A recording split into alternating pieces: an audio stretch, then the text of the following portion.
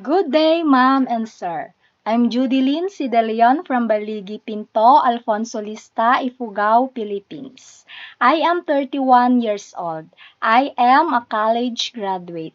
I am a happy married. I have 3 kids, 2 daughters and 1 son. I have experience here in Philippines for almost 5 years taking care of newborn baby. I have experience in Hong Kong for taking care of 8 years old son. I'm willing to take good care of newborn baby, toddler and children.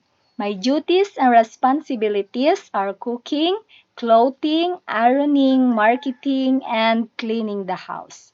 If you want to hire me as a domestic helper in your family, I am also a hardworking, honest, and trustworthy. I can also sing a nursery rhyme like Baba Black Sheep. Baba Black Sheep, have you any wool? Yes sir, 3 bags full. One for my master, one for my day, one for my little John who lived down the lane. I hope you hired me as soon as possible.